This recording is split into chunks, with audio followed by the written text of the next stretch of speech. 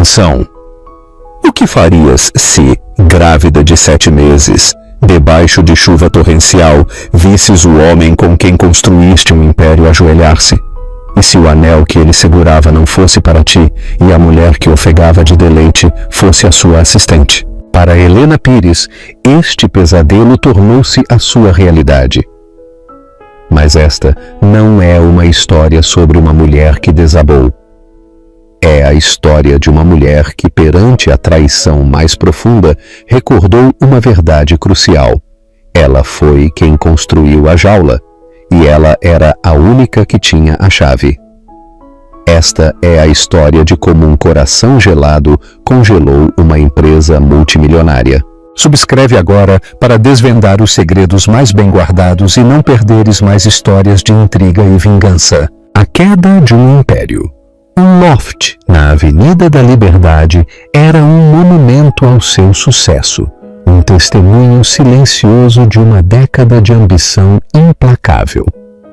Do 702º andar, Lisboa estendia-se lá embaixo, um tapete brilhante de sonhos que aparentemente haviam conquistado.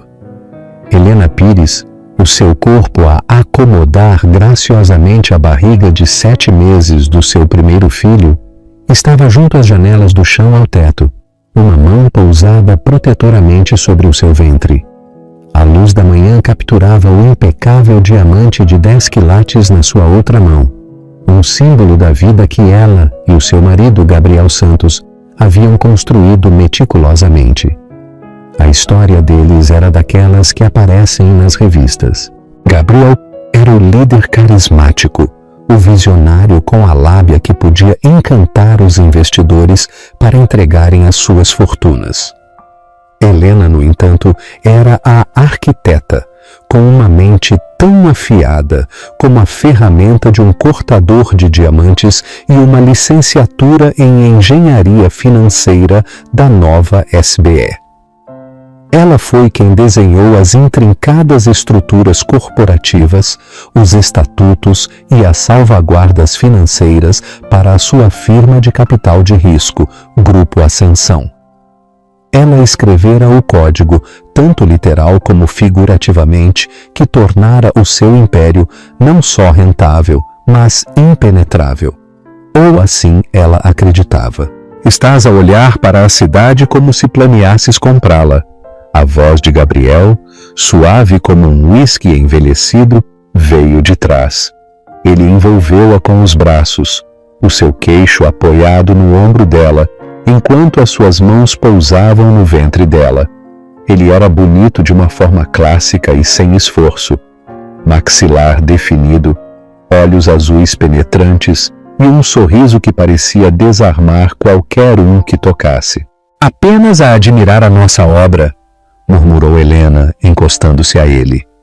Lembras-te quando começamos naquele pequeno escritório no bairro da Graça com nada mais do que uma impressora em segunda mão e uma montanha de dívidas? E a tua mente brilhante, acrescentou ele, beijando-lhe a testa. Eu só tinha as ideias, tu as tornaste à prova de bala. Ele apertou-a suavemente. Como estão as minhas 2 pessoas favoritas esta manhã? Estamos bem. Ela sorriu. O bebê deu um pequeno e tranquilizador pontapé contra a sua palma. Está animado para ver o pai. Tenho de ir, disse Gabriel, já se afastando. Grande reunião com o Conselho para o novo Fundo Tecnológico. Será tarde. Não me esperes acordada. O sorriso de Helena vacilou ligeiramente. Outra vez, Gabriel. É a 3ª reunião noturna do Conselho esta semana. Está tudo bem com o fundo? Um brilho de algo. Irritação, evasão, atravessou o rosto dele antes de ser substituído pela sua habitual e encantadora confiança. Está tudo perfeito. É por isso que exige tanto trabalho. Estamos prestes a conseguir algo enorme, Helena. Isso garantirá o futuro do nosso filho por gerações. Ele beijou-a, um gesto rápido, quase perfunctório. Amo-vos. Aos 2. E depois foi-se embora, deixando para trás o persistente aroma da sua colônia cara e uma súbtil e inquietante desassossego no peito de Helena. As noites tardias tinham se tornado mais frequentes, o seu telemóvel mais zelosamente guardado. Quando ela pegara no casaco dele do chão no outro dia, um perfume fraco e desconhecido, algo floral e doce, um contraste marcante com o seu próprio subtil aroma amadeirado, ficara preso na lapela. Quando ela perguntou, ele riu. Deve ter sido uma das novas associadas. Eva. Ela praticamente se banha nisso. Tu sabes como é. Abraços de celebração depois de fechar a ronda preliminar. Helena conhecia Eva, uma analista júnior de uns 25 anos, com olhos grandes e ambiciosos, e o hábito de rir um pouco demasiado alto para todas as piadas de Gabriel nas reuniões. Helena descartara-o como uma combinação de admiração profissional e insegurança juvenil. Ela confiava em Gabriel. O seu vínculo não era apenas casamento, era uma parceria forjada no crisol da ambição e dos sonhos partilhados. Tinham construído o grupo Ascensão do zero. Ele não o faria. Não podia pôr isso em perigo. Descartando a sensação, ela caminhou pela sua casa. O frio mármore italiano sob os seus pés, a arte curada nas paredes. Os móveis minimalistas que custavam mais do que uma casa nos subúrbios. Tudo parecia diferente hoje. Sentia-se menos como um lar e mais como um palco. Um cenário lindamente desenhado para uma peça em que ela começava a esquecer as suas falas. Ela passou o dia a finalizar os planos para o quarto do bebê. Um quarto pintado em suaves cinzentos e azuis, com um berço feito à medida e um pequeno móvel de planetas de madeira feitos à mão. Estava a criar um mundo para o seu filho. Um mundo de estabilidade e amor. Enquanto o fazia, a sua mente divagou para os primeiros dias da sua empresa. Recordou as cláusulas específicas que incrustara profundamente no acordo operacional da empresa. Na altura, eram salvaguardas teóricas projetadas para proteger a empresa de uma aquisição hostil ou de um colapso interno catastrófico. Ela insistira numa estrutura que lhe desse, como cofundadora e principal arquiteta financeira, controlo unilateral sobre as contas de liquidez primárias da empresa em caso de uma violação verificada do dever fiduciário da sociedade. Gabriel chamara-a paranoica. Quem vai violar o nosso dever, Lena? Somos só nós, ele dissera, a rir. Todo o império precisa de uma guarda pretoriana. Ela respondera apenas a brincar, isto é, ela projetara um sistema de 2 chaves para as contas mestras que continham a grande maioria dos seus ativos líquidos, a alma das suas operações de investimento. Ela tinha uma chave digital, ele tinha a outra. Mas ela também construíra uma porta traseira, um protocolo de acesso mestre que só ela conhecia. Uma cláusula de quebrar o cristal em caso de emergência que podia ser ativada com um único comando encriptado do seu terminal pessoal. Era uma salvaguarda dentro de uma salvaguarda. Um testemunho da sua necessidade meticulosa, quase obsessiva, de controlo e segurança. Uma característica nascida de uma profunda crença de que mesmo os muros mais fortes podiam ser violados por dentro. Ao cair da tarde, projetando longas sombras sobre os móveis caros, a desassossego regressou, mais forte desta vez. Gabriel deveria estar numa reunião do conselho. Por um impulso súbito e inexplicável, ela ligou para Miguel, um membro do conselho de confiança e um velho amigo. Helena, a que devo o prazer? Ele respondeu calorosamente. Olá, Miguel. Desculpa incomodar-te tão tarde. Só queria saber como estava a correr a grande reunião. Gabriel disse que era crucial. Houve uma pausa do outro lado da linha. Reunião, Helena? Não há reunião do conselho esta noite. A revisão do fundo tecnológico só é na próxima terça-feira. Estou em casa a ver o jogo. O silêncio que se seguiu estendeu-se por uma eternidade. O loft, outrora um símbolo do seu sucesso, de repente parecia um vazio frio a 50 andares de altura. As luzes da cidade esbateram-se através das lágrimas não derramadas nos seus olhos. As palavras inocentes de Miguel não só plantaram uma semente de dúvida, como detonaram uma bomba nos alicerces do seu mundo. A mentira era tão descarada, tão facilmente refutável. Ele não estava apenas a ser descuidado, estava a ser arrogante. Ele não pensou que ela verificaria. O coração dela batia forte contra as suas costelas, um pássaro frenético e preso. O aroma floral, as noites tardias, o telefone guardado. Tudo se encaixou, formando uma imagem que ela se recusara a ver. A sua mão foi para o seu estômago, os suaves movimentos do bebê agora uma dolorosa lembrança do futuro em que tão ingenuamente acreditara. A dor era algo físico, um peso esmagador que ameaçava sufocá-la. Mas por baixo da dor, algo mais estava a crescer, uma fúria fria e silenciosa. A arquiteta do império estava a perceber que os muros não foram projetados para manter os inimigos fora, mas para a manter a ela dentro. E o homem com quem os construíra acabara de lhe entregar os planos para a sua destruição. Pausa para pensar. Como te sentirias se descobrisse uma traição assim? Qual seria o teu primeiro instinto? Partilha nos comentários. A lâmina afiada da vingança. As migalhas digitais foram insultuosamente fáceis de seguir para uma mulher com as suas habilidades. Uma rápida verificação dos extratos dos seus cartões de crédito partilhados, algo que ela não sentira necessidade de fazer há anos, revelou a verdade. Não era uma reunião do conselho, era uma reserva para jantar. Uma mesa para dois no jardim secreto, o restaurante com estrela Michelin, onde Gabriel lhe propusera casamento 6 anos antes. A crueldade da escolha foi um deliberado girar de faca. A sua mente ficou em branco. Isto não podia ser um simples jantar de negócios. Não ali, não numa noite sobre a qual ele mentira.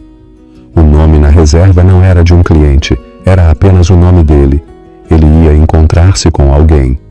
A imagem de Eva Almeida, doce demais, brilhou na sua mente. Por um momento, Helena encostou-se à bancada da cozinha, o frio mármore em contraste marcante com o fogo da traição que ardia nas suas veias. Uma parte dela queria desabar, deixar que as ondas de dor a cobrissem e a afogassem. A mãe nela gritava para ficar em casa e proteger o seu filho, ainda não nascido do estresse do inevitável confronto. Mas a arquiteta, a construtora, a mulher que abrira caminho até ao topo ao lado de Gabriel, recusou-se a ser uma vítima passiva na demolição da sua própria vida. Precisava de ver. Precisava de saber. Ela vestiu um simples casaco preto, os seus movimentos rígidos e robóticos. Não se deu ao trabalho de maquilhar-se ou de trocar as suas confortáveis calças de cachemira. Pegou nas chaves e num guarda-chuva preto liso, ignorando o batimento frenético do seu próprio coração. A chuva caía a cântaros enquanto o táxi avançava lentamente pelas brilhantes e molhadas ruas de Lisboa. Cada gota que escorregava pela janela parecia uma lágrima pela vida que se estava a dissolver diante dos seus olhos. As luzes da cidade, normalmente uma fonte de orgulho, eram um borrão zombeteiro. Quando o táxi parou do outro lado da rua do jardim secreto, Helena apagou o motorista e saiu, encolhendo-se sob o escudo inadequado do seu guarda-chuva. O restaurante brilhava com uma luz quente e acolhedora, um refúgio de intimidade e romance. Ela viu-os imediatamente sentados numa mesa isolada junto à janela, a mesma mesa onde ele lhe pedira em casamento 6 anos antes. Gabriel parecia animado, o seu belo rosto iluminado com uma paixão familiar que ela não via direcionada a ela há meses. Estava inclinado para a frente, a mão dela pousada na mesa, e à sua frente, radiante e bebendo da sua atenção, estava Eva. Ela usava um deslumbrante vestido verde esmeralda que abraçava a sua figura esguia, um símbolo vibrante e cru de juventude e ambição. Helena sentiu uma onda de náuseas tão profunda que teve de se agarrar a um poste de luz para se estabilizar. A sua respiração prendeu-se. Um soluço abafado na sua garganta. Estava a ver um fantasma, uma recriação da sua própria história, com uma atriz diferente no papel principal. Observou-os a rir, como ele lhe enchia a taça de vinho, como ele olhava para Eva com uma intensidade que roubava o ar a Helena. Ela ficou ali na fria e torrencial chuva, um espectro invisível e grávida, a ver a sua vida ser entregue. A ironia era sufocante. Ela, Helena Pires, cofundadora do Grupo Ascensão, uma mulher cujo nome inspirava respeito nas salas de reuniões de toda a cidade, estava escondida nas sombras como uma stalker comum. A humilhação era uma dor separada e mais fria do que a mágoa. O tempo pareceu distorcer-se. Os minutos estenderam-se para a eternidade. Ela viu-os terminar a refeição, viu o empregado de mesa retirar os seus pratos. E então aconteceu. Gabriel começou a falar, a sua expressão tornando-se séria e terna. Mesmo do outro lado da rua, Helena conseguia ver a mudança. Conhecia aquele olhar. Era o seu olhar de "estou prestes a mudar a tua vida". Ele meteu a mão no bolso do casaco da mesma forma que metera a mão no bolso 6 anos antes. Mas desta vez não era para ela. Deslizou da sua cadeira e ajoelhou-se. Um suspiro coletivo pareceu ondular pelo restaurante, embora Helena não conseguisse ouvi-lo. Os clientes das mesas próximas viraram-se para olhar. Era um espetáculo público. Ele estava a fazer uma declaração. Não estava apenas a deixar a sua esposa. Estava a apagá-la. Ele abriu uma pequena caixa de veludo. O diamante lá dentro capturou a luz, uma estrela brilhante e cruel. Era mais pequeno do que o de Helena, ela notou, com uma clareza estranha e distante. Mas era novo. Era para Eva. As mãos de Eva voaram para a boca, os seus olhos arregalados com uma surpresa teatral que rapidamente se transformou em alegria triunfante. Ela acenou freneticamente e a chorar. Gabriel deslizou o anel no dedo dela e levantou-se, puxando-a para um beijo profundo e apaixonado que foi recebido com aplausos esparsos dos outros comensais. Lá fora, a chuva encharcara o casaco de Helena, colando-lhe o cabelo ao rosto. Ela não sentia o frio. Não sentia nada além de um vasto e oco vazio onde o seu coração costumava estar. O mundo tinha se inclinado sobre o seu eixo e ela estava em queda livre. A imagem desse beijo, desse anel, dos aplausos, estava gravada nas suas retinas. Ela virou-se, os seus movimentos lentos e deliberados. Caminhou sem rumo, o guarda-chuva esquecido ao seu lado. A chuva misturava-se com as lágrimas silenciosas que corriam pelo seu rosto. A traição era absoluta. A falta de respeito monumental. Ele não só a havia enganado. Havia encenado um golpe, uma coroação pública da sua nova rainha no mesmo castelo que construíra com a antiga. Enquanto caminhava pelas escuras e molhadas ruas, o choque começou a recuar, substituído por algo mais. Era uma calma inquietante, uma clareza aterrorizante. A dor ainda estava lá, uma ferida enorme e aberta, mas a dor estava a cristalizar-se, estava a forjar-se numa nova forma, uma nova substância. Estava a transformar-se numa arma, Ele propôs casamento à sua amante no lugar especial deles. Ele mentiu à sua esposa grávida. Ele humilhou-a. Ele pensou que ela estava em casa, descalça e grávida, à sua espera. Ele pensou que ela era apenas uma esposa. Ele esqueceu quem ela era. Ele esqueceu que ela era a arquiteta. E uma arquiteta conhece cada muro de suporte, cada fraqueza estrutural, cada passagem secreta no império que construiu. Quando Helena finalmente parou outro táxi, as suas lágrimas tinham parado. O seu rosto era uma máscara pálida e sem emoções. A decisão estava tomada. Ele escolhera o seu futuro. Agora ela escolheria o seu. E seria um futuro que ele nunca viu chegar. Pausa para pensar. A atitude de Gabriel é o cúmulo da crueldade ou apenas uma demonstração do seu verdadeiro caráter? Como a Helena vai usar o seu conhecimento para a sua vingança? Comenta o que esperas. A arquiteta ataca. A viagem de táxi de regresso ao loft foi uma viagem através de uma paisagem estrangeira.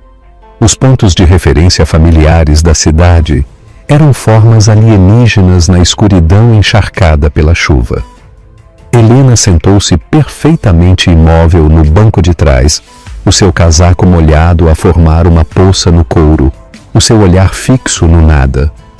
A vibrante e caótica sinfonia da cidade estava em silêncio, substituída por um zumbido baixo nos seus ouvidos. Era o som da sua própria mente a reiniciar. Quando voltou a entrar no apartamento, o silêncio era cavernoso. O aroma da colônia de Gabriel ainda pairava no ar.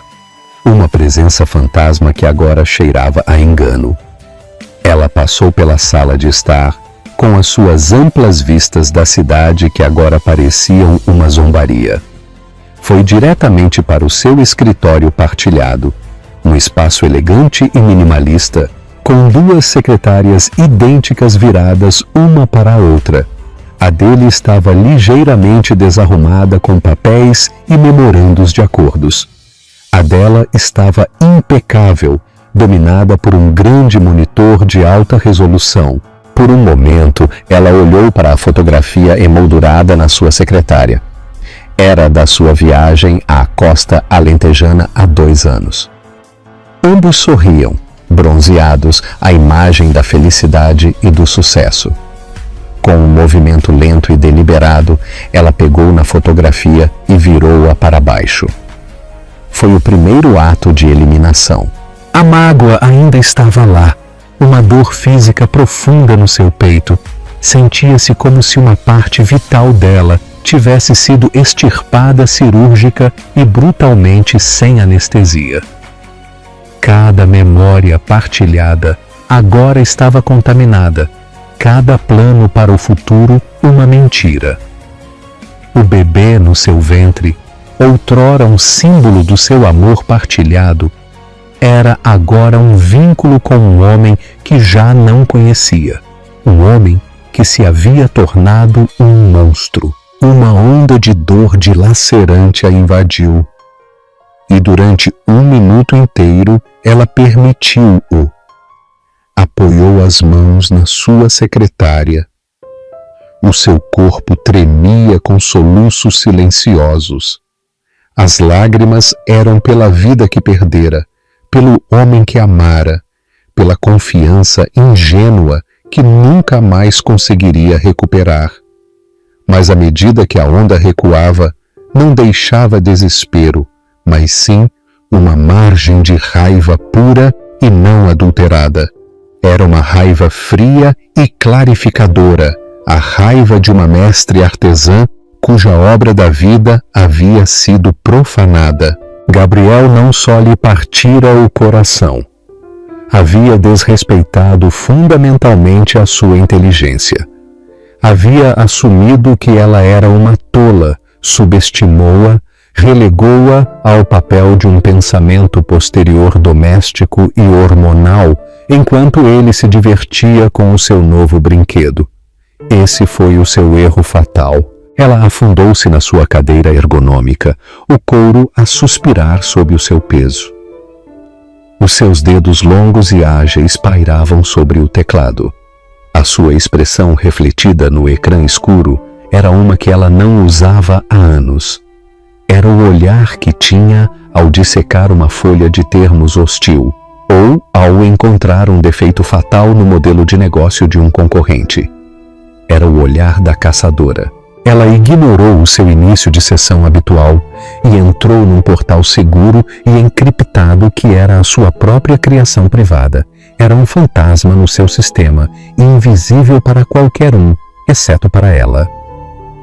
Este era o seu centro de comando, o trono digital de onde ela governara silenciosamente a saúde financeira do Grupo Ascensão durante uma década. Primeiro, ela precisava de um aliado, não apenas um amigo, mas uma arma legal. Pegou no telefone e marcou um número que conhecia de cor. Marcos, disse a sua voz desprovida do seu tremor anterior. Era firme, fria como aço. Marcos Diniz fora seu amigo desde os seus tempos de estudante no MIT e agora era um dos advogados corporativos mais temidos de Lisboa. Ele era afiado, implacável nos tribunais e ferozmente leal a ela. Helena, é quase meia-noite, está tudo bem? É o bebê? A sua voz estava rouca de sono, mas instantaneamente alerta. O bebê está bem, respondeu ela, o seu tom plano. Eu não. Marcos, preciso de ti. Preciso do advogado, não do amigo. Agora mesmo. A mudança no seu tom foi imediata. O que aconteceu? Ela não chorou. Não se enfureceu. Relatou os acontecimentos da noite num tom monótono, conciso e preciso, como se estivesse a entregar um relatório post-mortem sobre uma aquisição falhada. A mentira sobre a reunião do conselho, a reserva para jantar no jardim secreto, a proposta pública à sua assistente de 25 anos, Eva. Houve um longo e pesado silêncio do outro lado da linha.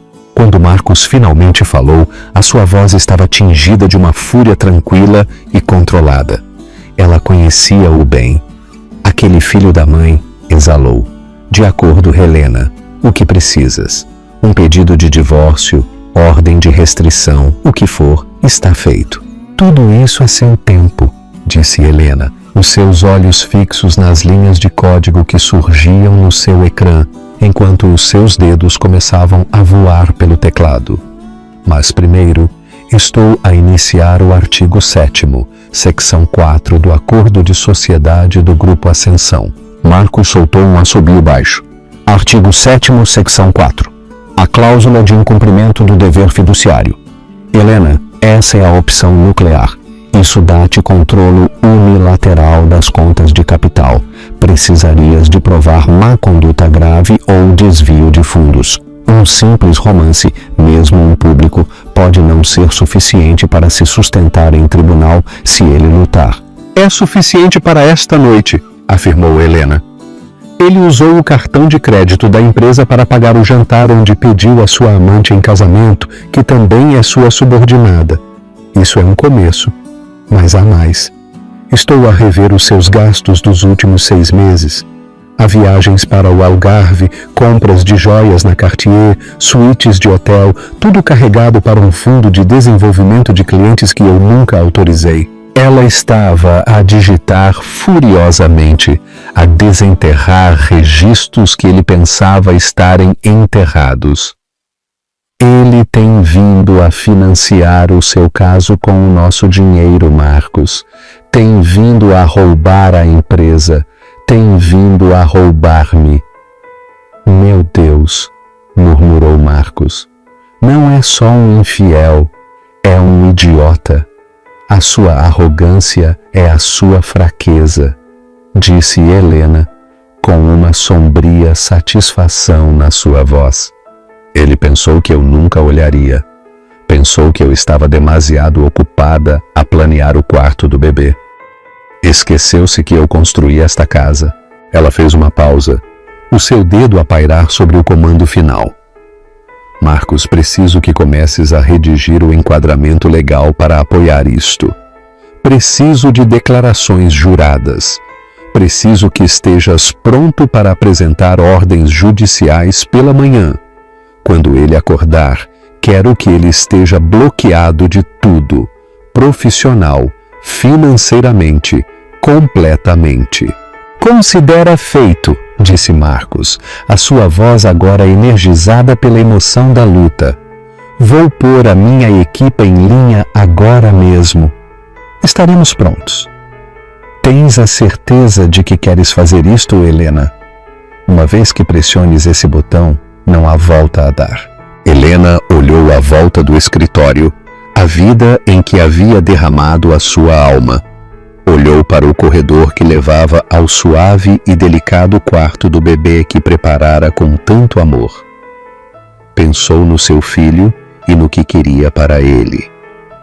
Queria que visse uma mãe forte, não uma mãe que fosse um capacho.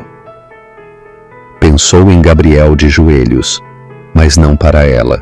De qualquer forma, não há volta a dar, disse suavemente. Ele garantiu isso esta noite. Com um último e decisivo clique, ela executou o comando. No fundo dos servidores de meia dúzia de instituições financeiras, uma série de ordens encriptadas ativou-se. Bloqueios digitais foram acionados, o acesso foi redirecionado e a liquidez foi congelada. Foi um golpe silencioso e sem sangue executado com um único toque de tecla. A guilhotina digital havia caído sobre o Grupo Ascensão, tal como Gabriel o conhecia. Ela recostou-se na sua cadeira. A adrenalina da última hora começava a desvanecer-se, deixando uma profunda e exaustiva fadiga no seu rasto. O sol nasceria em poucas horas. Gabriel voltaria para casa, provavelmente a cheirar a champanhe e a vitória barata, esperando encontrar a sua esposa grávida a dormir placidamente. Ele não fazia ideia de que não estava a regressar à casa para a sua esposa. Estava a entrar no quartel-general da mulher que estava prestes a desmantelar todo o seu mundo. A noite mais longa da vida de Helena Pires tinha terminado. O amanhecer traria o acerto de contas. Pausa para pensar. A resposta de Helena é justificada? O que farias tu no lugar dela? Deixa os teus comentários abaixo. O ajuste de contas. O amanhecer rompeu sobre Lisboa, pintando o céu em tons de roxo arroxeado e cinzento suave. Para Helena, o sono fora um país estrangeiro para o qual não tinha visto. Passara as horas antes do amanhecer em videochamadas seguras com Marcos e a sua equipa legal, reunindo metodicamente o arsenal de que precisaria. Haviam compilado uma montanha de provas. Os extratos condenatórios de cartões de crédito, manifestos de voo, registros de hotel e até e-mails internos da empresa que, vistos através da lente da traição, pintavam um sórdido quadro de desvio de fundos corporativos. Gabriel, na sua arrogância, deixara um rasto de 1 quilômetro de largura. A pulseira Cartier para o aniversário de Eva, codificada como presente para investidor. A viagem de fim de semana para um resort de 5 estrelas no Douro, disfarçada de sessão estratégica fora do escritório. Tudo estava lá. Marcos praticamente salivava. Isto não é apenas um incumprimento do dever fiduciário, Helena, dissera ele com o rosto sombrio no ecrã. Isto é diretamente desvio de fundos. Ele pode enfrentar acusações criminais. Helena sentiu um leve vislumbre de algo, um fantasma do seu antigo amor por ele, e quase recuou perante a ideia. Mas ela esmagou-o. Isto não se tratava de o enviar para a prisão. Tratava-se de reclamar o que era seu.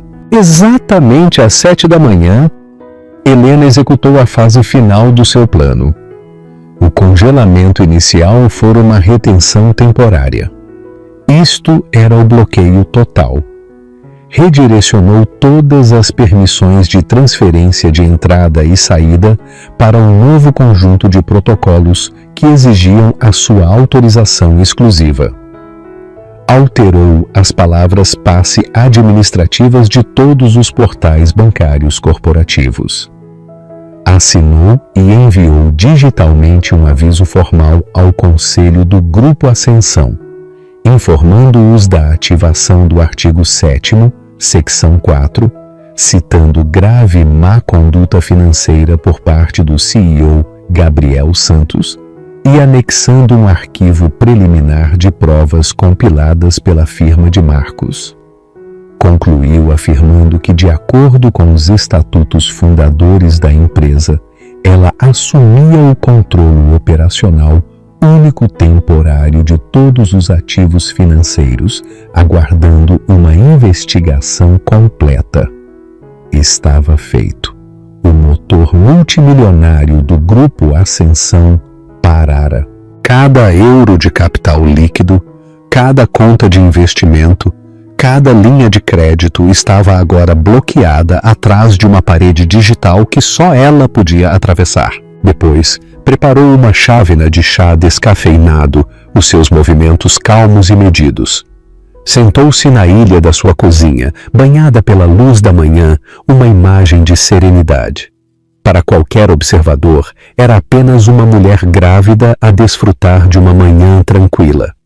Mas era uma rainha que acabara de dar xeque-mate a um rei num jogo que ele nem sequer sabia que estava a jogar. O som de uma chave na fechadura da porta principal chegou a 7h45. Gabriel entrou com um aspecto cansado, mas triunfante. A sua gravata estava solta e ele trazia o casaco do fato pendurado no ombro. Atirou-o para uma cadeira. O fraco e doce aroma do perfume de Eva flutuava dele. "Bom dia", disse ele, forçando um bocejo. "Essa reunião foi esgotante, estou exausto." Aproximou-se para a beijar, mas Helena virou ligeiramente a cabeça para que os seus lábios encontrassem a sua bochecha. Não disse nada. Apenas sorveu o seu chá, os seus olhos ao observá-lo por cima da borda da chávena. Ele franziu o sobrolho, sentindo o frio ártico na sala. "Tudo bem? Estás calada." "Apenas a pensar", disse ela suavemente. "Sobre o quê?" perguntou ele. Caminhando para a máquina de café, ele pressionou o botão. Nada aconteceu. Ele pressionou novamente. "O que se passa com isto?" "Talvez esteja cansada de fazer café para um mentiroso", disse Helena, a sua voz impassível. Gabriel ficou imóvel, de costas para ela. Virou-se lentamente. A sua expressão era uma mistura de confusão e pavor crescente. "O que acabaste de dizer?"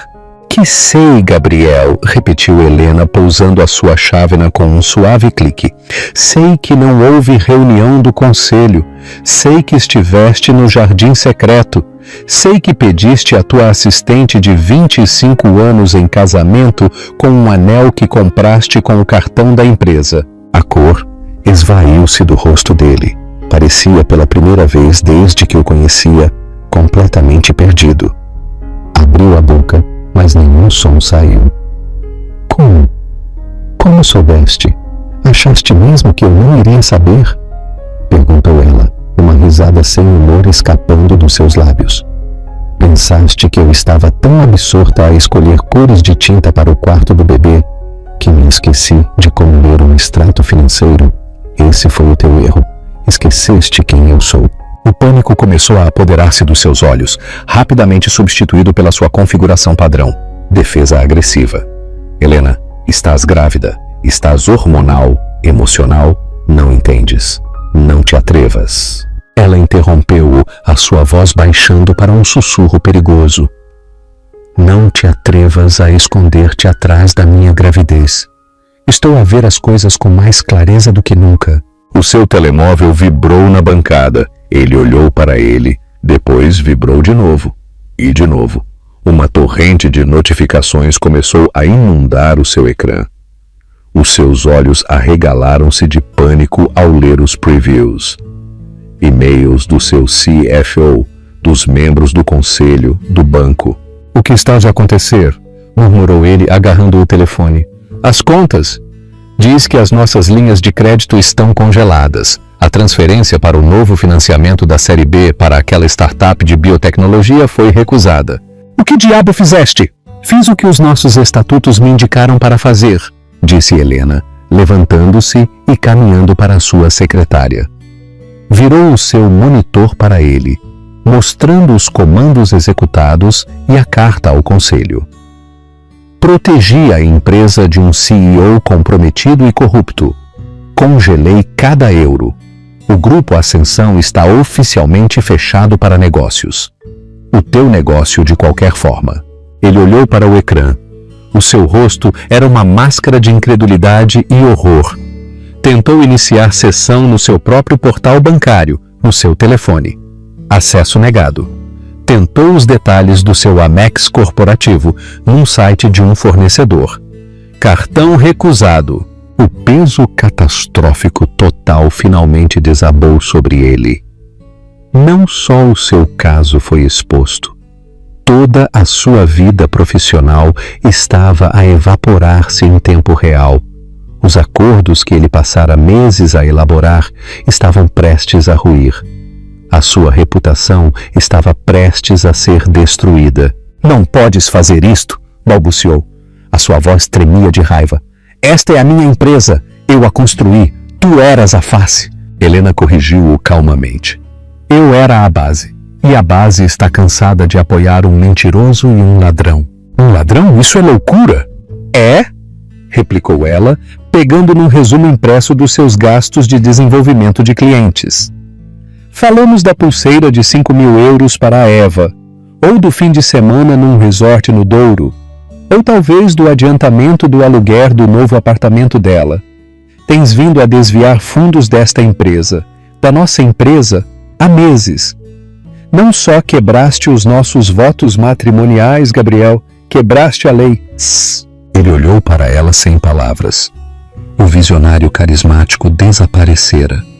No seu lugar, havia um homem encurralado e em pânico, despojado de todo o seu poder. A guilhotina digital não só cortara o seu acesso à sua empresa, como cortara a sua própria identidade.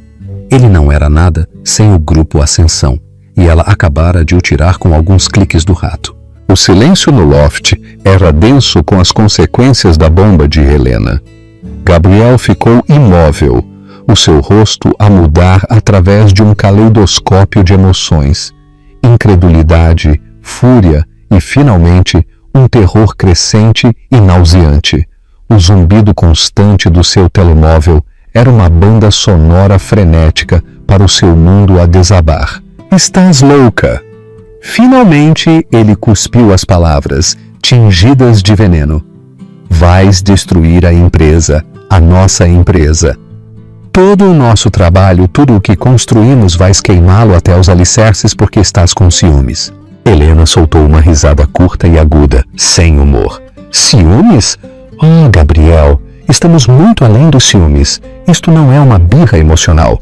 É uma reestruturação corporativa. Estou a eliminar um passivo. E agora mesmo esse passivo és tu. Ele deu um passo em direção a ela, as suas mãos cerradas em punhos. Vais reverter isto agora mesmo, Helena. Volta a ativar as contas. Resolveremos os nossos problemas pessoais em privado, mas não vais destruir o trabalho da minha vida. O trabalho da tua vida?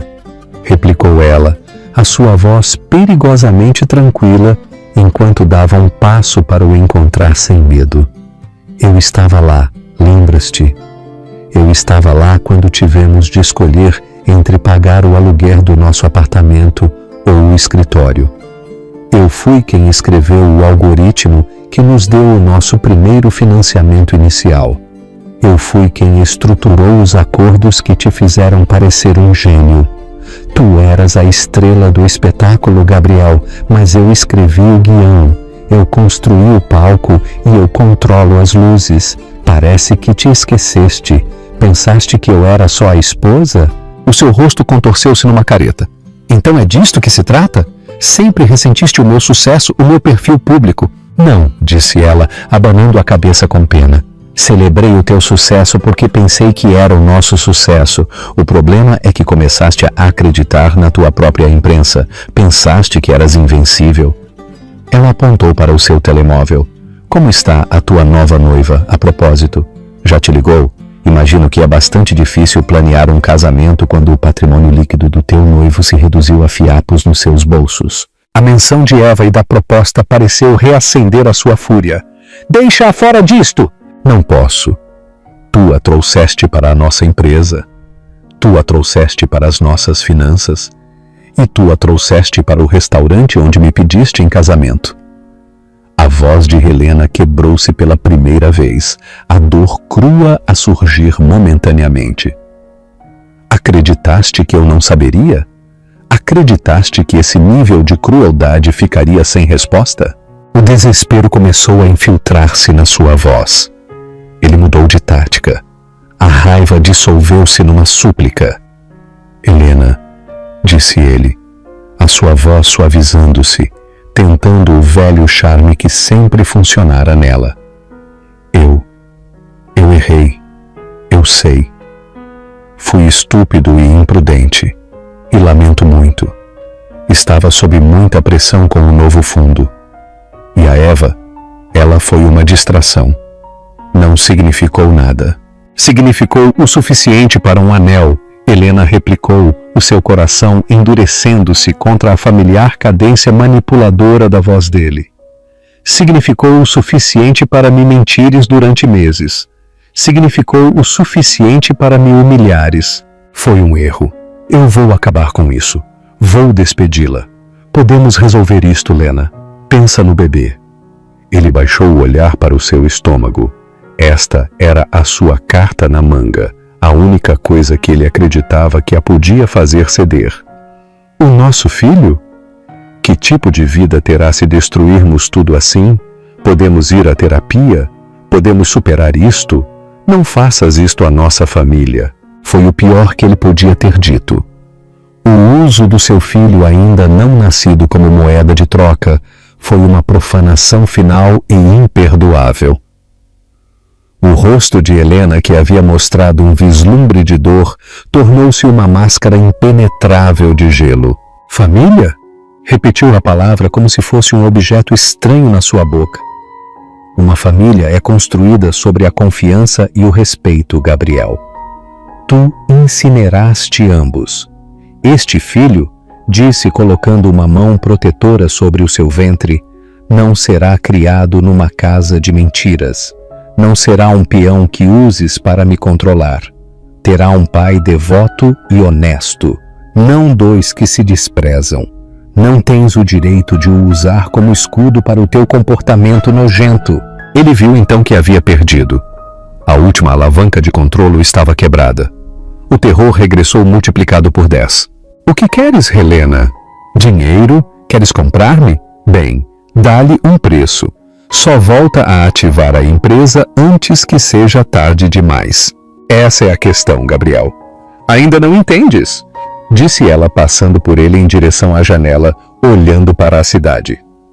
Não quero comprar-te. Estou a expulsar-te. Com causa. Segundo os estatutos, meus estatutos.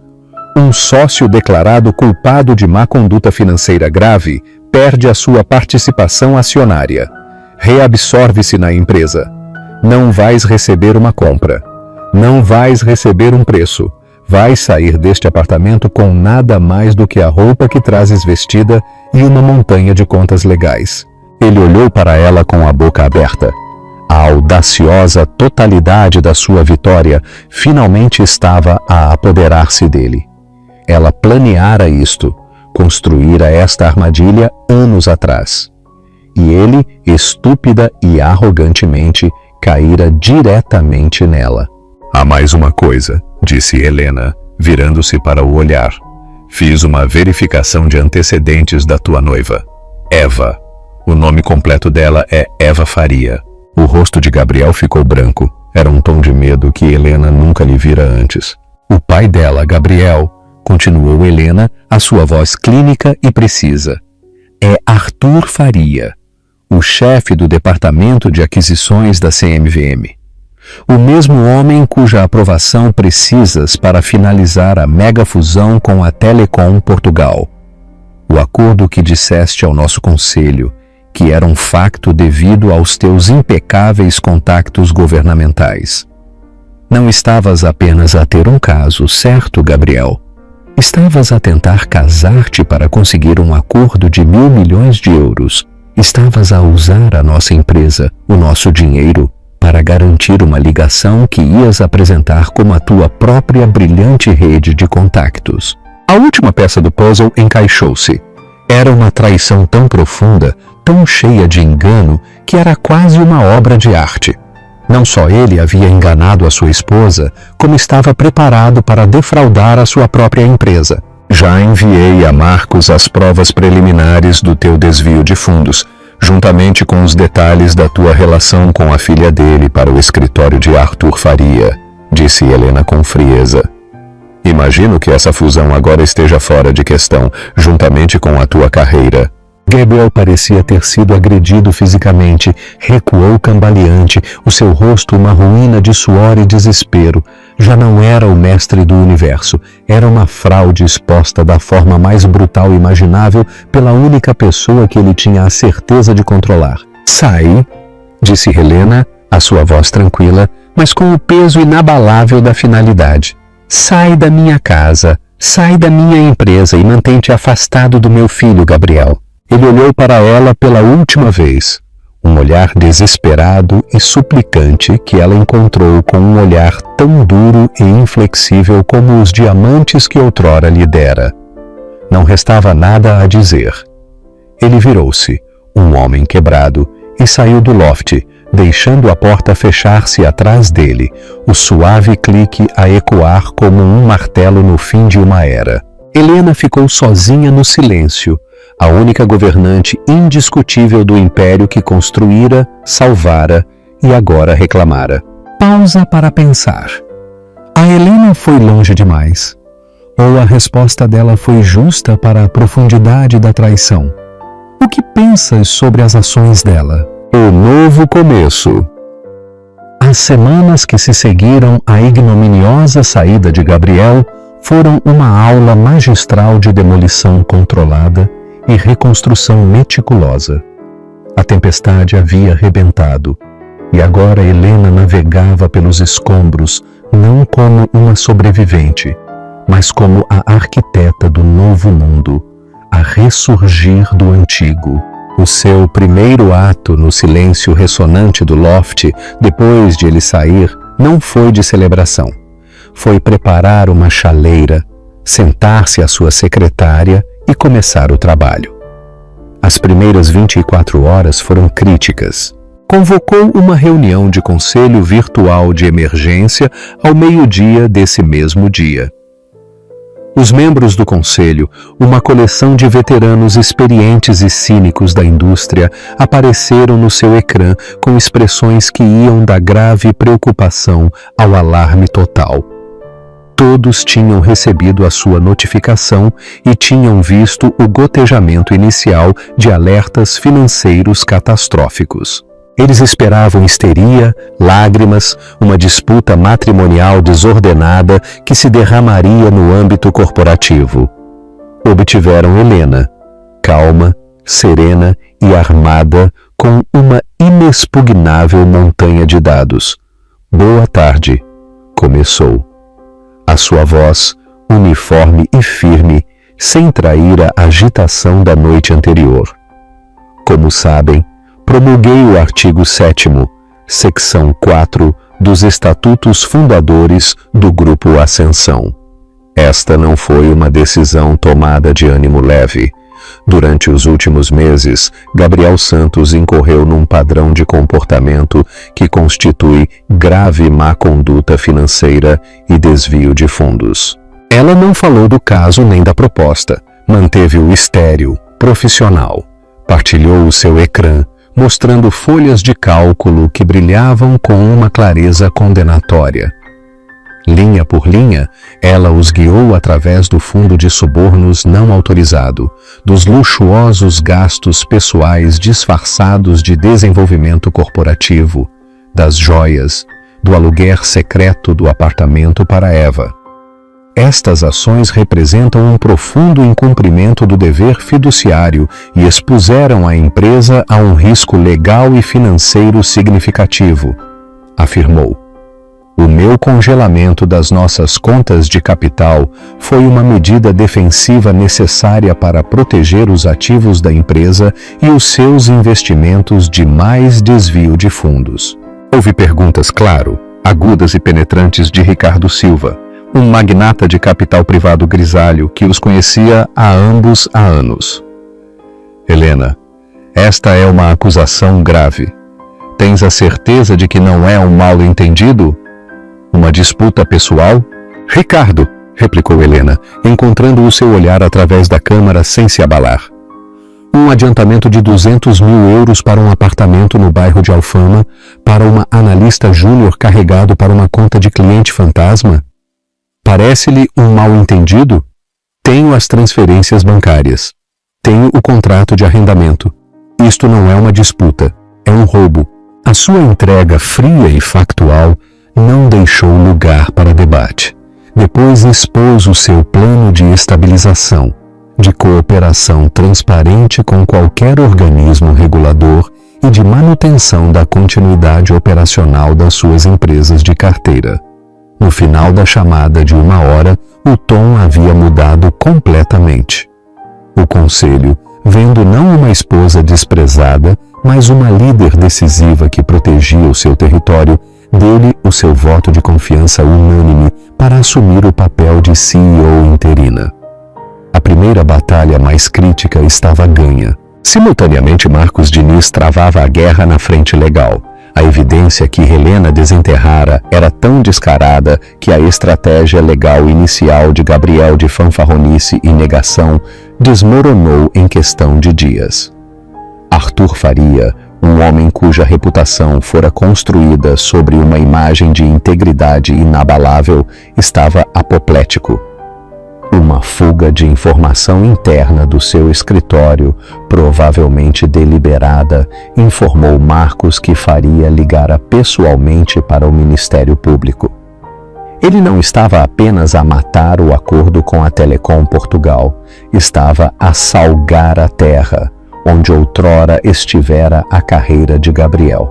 Eva Faria tornou-se um fantasma. Um dos contactos de Helena enviou-lhe um boato. Eva fora escoltada do seu recém-alugado apartamento em Alfama pela equipa de segurança do seu pai, as suas pertenças embaladas numa carrinha sem identificação. Foi transportada de avião para um retiro de bem-estar na Suíça, um termo educado para uma jaula dourada onde podia ficar longe dos jornais. A pulseira Cartier, segundo os relatos, foi devolvida à loja. Ela foi uma vítima de uma guerra que fora demasiado ingênua para entender que estava a travar. Depois, de volta ao loft, Helena começou o processo de exorcismo. Contratou uma empresa de mudanças discreta, instruindo-os a embalar cada artigo pertencente a Gabriel. Ficou como supervisora silenciosa enquanto embalavam cuidadosamente os seus fatos feitos à medida, a sua coleção de relógios caros, as suas fotografias e os seus prêmios de negócios de autofelicitação. Sentiu um estranho desapego ao ver a sua vida desmantelada. Não havia raiva nem tristeza persistente. Era como ver os trabalhadores a limpar um edifício condenado. Simplesmente era necessário. Quando retiraram a sua secretária do escritório em casa, o espaço pareceu instantaneamente maior, mais leve. Ela a substituiu por uma poltrona macia e uma pequena estante cheia de livros sobre desenvolvimento infantil e, ironicamente, ética corporativa. A transformação do seu lar refletiu a sua própria mudança interna. A dor aguda e agonizante da traição havia diminuído, deixando para trás um tecido cicatricial resistente. O seu foco reduziu-se a duas coisas: o futuro da sua empresa e o futuro do seu filho. Durante o dia, era a CEO decidida, tranquilizando os investidores e reestruturando a gestão. À noite, era uma mãe expectante, montando um berço, lavando pequenas roupas e lendo para o seu ventre, a sua voz suave e cheia de promessas. Um mês depois do golpe, sentou-se na consulta da sua obstetra, ouvindo o forte e constante batimento cardíaco do seu filho no Doppler. Era um ritmo de vida pura, um som que atravessava todo o ruído corporativo e legal. Parece perfeito, Helena, disse a doutora Moraes calorosamente. Estás a fazer maravilhosamente, apesar de... Bem, apesar de tudo o que li nos jornais. Estás a gerir o estresse? Helena sorriu, um sorriso genuíno e relaxado. O estresse era antes, doutora. Isto é apenas gestão. Era a verdade. O caos do engano de Gabriel fora estressante. A clareza de propósito que agora possuía era revigorante. A última peça do velho mundo soltou-se numa terça-feira à tarde.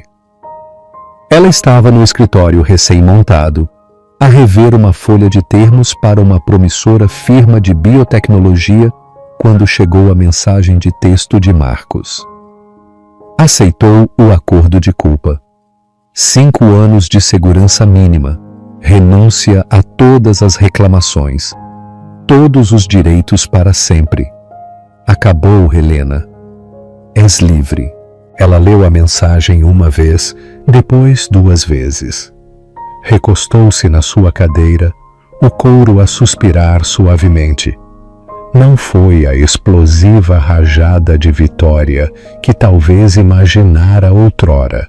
Foi uma sensação de gravidade tranquila e profunda. Uma vida fora irrevogavelmente quebrada, consequência das suas próprias escolhas. Outra vida, a sua e a do seu filho. Era agora verdadeiramente, sem amarras, sua. Sentiu o peso dessa liberdade, a sua imensidão, a sua responsabilidade. Naquela noite, ela ficou no quarto do bebê terminado. O sol poente projetava um brilho dourado e quente por todo o quarto. Passou a mão pelo tecido suave da manta do bebê no berço. Pensou em Gabriel, não com ódio, mas com uma espécie de pena clínica. Era um homem que voara tão perto do sol com asas de arrogância e engano, e simplesmente caíra inevitavelmente. O seu filho deu um pontapé poderoso e tranquilizador. Ela colocou ambas as mãos sobre o seu estômago. Uma comunhão silenciosa. Tudo se foi agora, sussurrou no quarto tranquilo. Todo o ruído, todas as mentiras. Ela olhou pela janela para a interminável constelação de luzes da cidade. Não era um reino que havia conquistado. Era uma paisagem que havia desobstruído. Havia derrubado as estruturas corruptas e assentado uma nova base construída, não sobre um sonho partilhado com um parceiro defeituoso, mas sobre a sua própria força inabalável. As cinzas do seu casamento não foram um sinal de destruição, mas o terreno fértil de onde cresceria a sua nova vida como mãe, como CEO, como a única dona do seu destino. E ela mal estava a começar. Qual a tua maior conclusão desta história? Que lições podem ser tiradas da jornada da Helena? Deixa a tua resposta nos comentários. A lição de Helena. Essa foi a história de Helena Pires, uma mulher que transformou a traição mais profunda na sua maior vitória. É um lembrete cru de que os sistemas que construímos também podem ser as chaves da nossa libertação e que a verdadeira força não se trata de nunca cair, mas de como te levantas. Helena não só se vingou. Ela reclamou a sua narrativa, a sua empresa e o seu futuro para si mesma e para o seu filho ainda não nascido. O que achaste da história dela? A sua resposta foi justificada? Deixa os teus pensamentos nos comentários abaixo. Para que nunca percas uma atualização nossa, dá gostei neste vídeo, partilha-o com alguém que precise de ouvir isto. E não te esqueças de subscrever o nosso canal para mais histórias reais de drama, justiça e empoderamento. Não te esqueças de tocar na campainha de notificações para não perderes nenhuma atualização.